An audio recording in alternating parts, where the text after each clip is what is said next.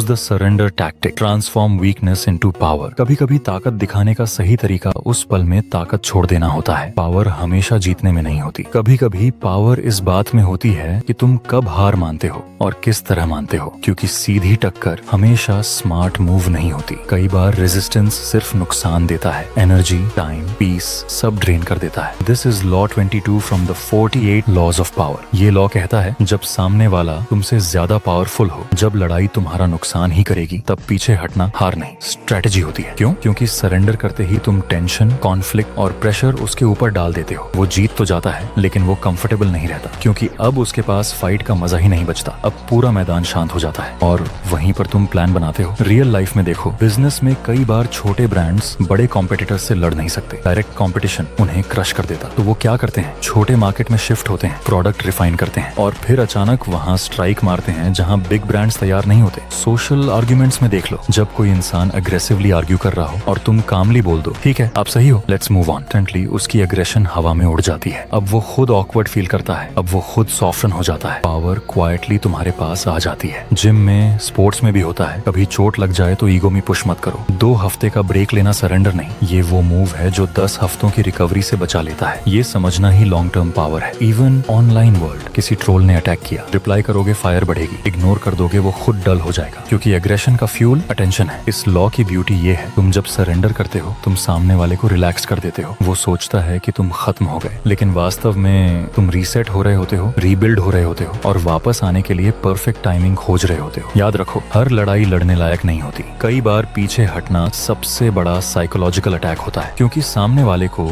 ये समझ ही नहीं आता कि तुमने हार नहीं मानी, तुमने बस मोमेंट छोड़ दिया है, गेम नहीं। जब तुम समझ जाओ कि कब लड़ना है और कब छोड़ देना है, तभी तुम असली पावर पकड़ पाते हो। और अगर इस लॉ की डेप्थ समझना मुश्किल लगे, ये वीडियो दोबारा सुनना, क्योंकि जिंदगी में कभी ना कभी ये स्ट्रेटेजी तुम्हें बचाएगी भी और जिताएगी भी।